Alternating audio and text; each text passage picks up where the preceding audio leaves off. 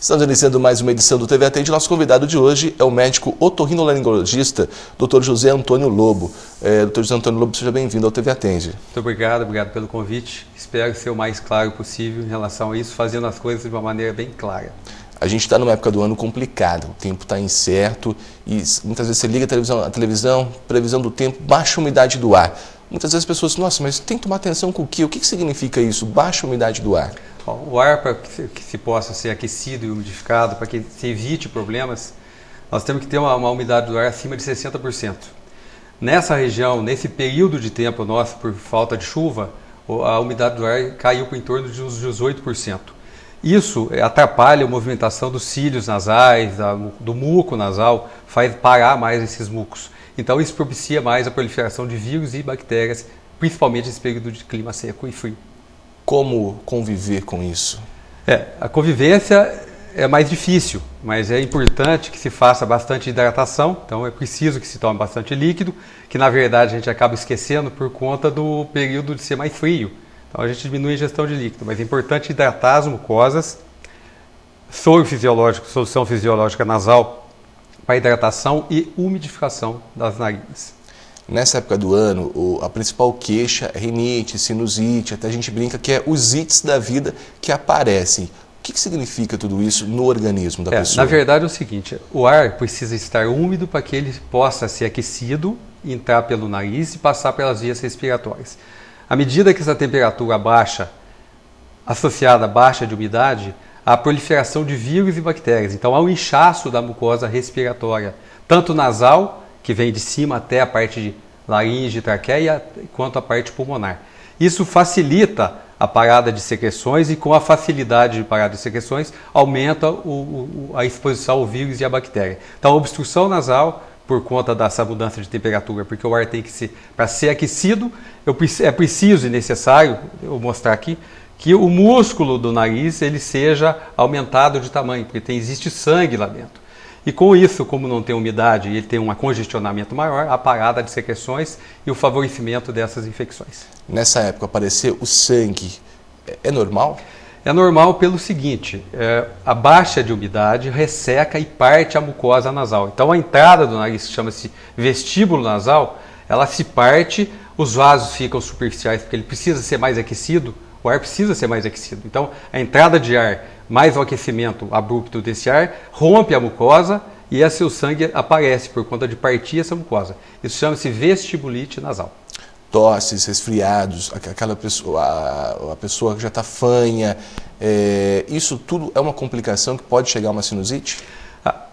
Todo o processo viral, normalmente você está me dizendo que tem tosse ou resfriado, processo gripal, que nós temos determinados tipos de vírus que pode gerar tanto o vírus do resfriado ou do processo gripal. Isso realmente, por obstrução nasal, por conta do congestionamento de mucosa nasal, eu posso gerar obstrução das cavidades do rosto. Então eu tenho aqui as cavidades maxilares, as frontais e de perfil eu tenho a região maxilar e etimoide. Essas cavidades dependem do nariz. Então eles têm drenagem de muco para dentro dessa cavidade. A obstrução nasal por aumento do músculo do nariz gera tamponamento dessas cavidades, inflamação, retenção de líquido e favorecimento da bactéria aí dentro. Hoje existe um tipo de sinusite, vários tipos de sinusite. Como que a sinusite ela age no nosso organismo hoje, doutor? Eu tenho alguns tipos de sinusite. Eu tenho a sinusite pelo processo viral, eu tenho a sinusite de cunho alérgico, que eu gero um processo só inflamatório das cavidades, mas dependendo do grau de evolução do processo, eu tenho favorecimento da bactéria, que a bactéria não gosta onde tem oxigênio, é exatamente por obstrução que eu tenho gerado as sinusites. E tem as sinusites fúngicas, que aparecem dentro das cavidades, em decorrência de pacientes que estão com baixa de umidade.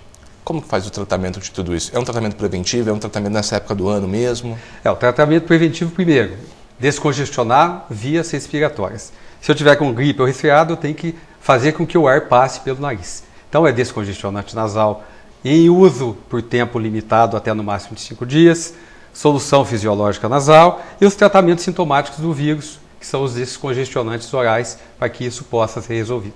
À medida que existe uma evolução acima de 5 a 7 dias, é possível que exista já um processo de infecção. Aí tem que fazer o tratamento com o médico.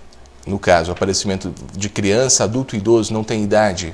Aparece em qualquer momento, sendo que as faixas principais são as crianças e os idosos, por conta da imunidade. Hoje, quais são os principais sintomas que as pessoas vêm ter que pode ser considerada sinusite? A dor de cabeça é um delas? Dor de cabeça mas eu não posso dizer que seja uma sinusite aguda, que eu preciso de antibiótico, porque, como eu disse, a obstrução nasal gera dor mesmo em decorrência de contato, muitas vezes, do músculo nasal com o septo do nariz.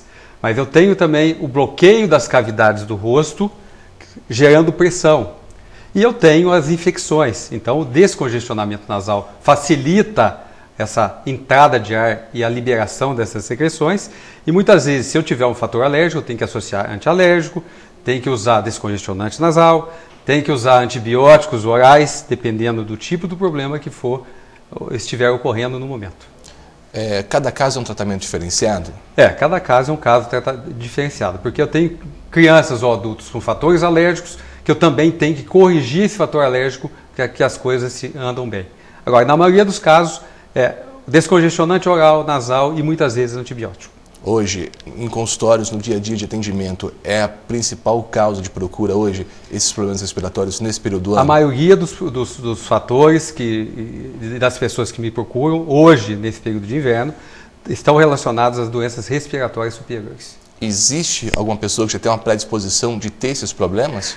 Pacientes alérgicos, pacientes que já têm desvio de septo nasal, então a cartilagem do nariz for mais tortuosa, que impede a entrada do ar. Então, isso já gera uma predisposição a fatores como esse. E a fatores de idade, as crianças muito pequenas e os adultos, os mais de idade, que favorecem esse tipo de infecção. Quando essa infecção começa desde criança, ela pode se agravando no decorrer dos anos? Na verdade, o processo, se não for bem tratado, eu posso ter um processo crônico. E a cronicidade aparece com a evolução do tempo e nós começamos a perder o processo de dor, muitas vezes, da sinusite. Embora na criança a sinusite é um pouco mais diferente. Ela vai gerar secreção, febre e tosse, na maioria das vezes. E no adulto, normalmente, nós temos a dor. Mas se você deixar sem o tratamento adequado, eu posso ter somente a secreção e isso vai gerar destruição das células de produção de muco dentro das cavidades. Hoje, nesse clima, a melhor maneira de se amenizar é umidificar o ambiente? Umidificar o ambiente, tomar bastante líquido e pingar a solução fisiológica nasal. Tá certo, doutor José Antônio Lobo, eu agradeço a sua participação. Até uma próxima oportunidade. Obrigado. Conversamos hoje, TV Atende, com o otorrino José Antônio Lobo sobre sinusite e rinite.